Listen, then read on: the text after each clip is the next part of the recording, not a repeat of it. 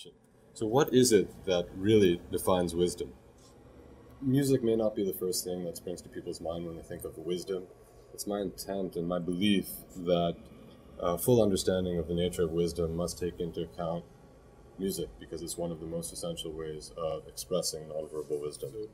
I think when you look at the lives of people we consider wise, whether it be Gandhi or Jesus, we kind of believe that they had some kind of fundamental insight into the human condition, into human life, that allowed them to either explicitly or implicitly sense what was fundamental, what was important, and allowed them to see past the surface to really make the kinds of decisions that had a tremendous positive impact. My claim is twofold. One is that music allows us to communicate profound psychological insights that are not easily communicated through language. And two, that music, and sort of in a similar vein, is able to create a psychological state in a listener that is potentially contemplative and reflective, and which supports wise decision-making, of music making.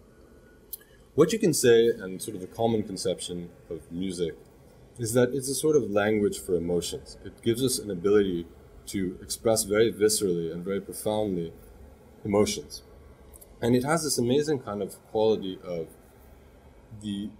inducing a particular psychological state in the receiver. And often, because of this, we use it to sort of create bonds, to create social bonds, to synchronize the mental states of many people. So we can create collective experiences through this. And you have some objects which are creating vibrations, which are eventually creating these pressure variations. They get all jumbled up and mixed together, and eventually it reaches this intake channel, which is our ear.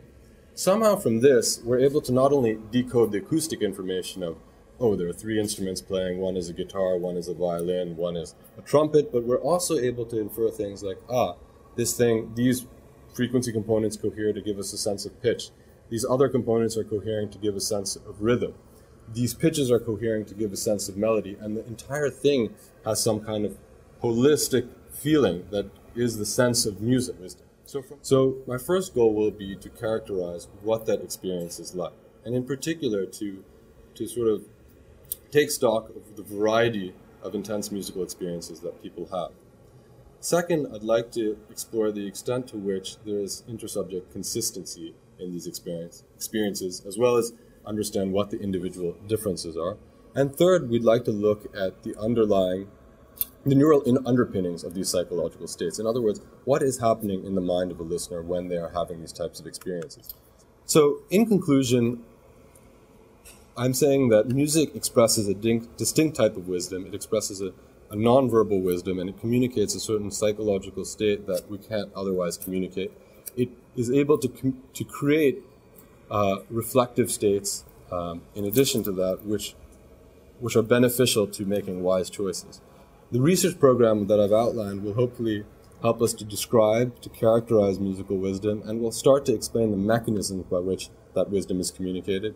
And as you can see, we're going to be using converging lines of evidence, hopefully from ethnographic studies, behavioral studies, brain imaging studies, and modeling approaches.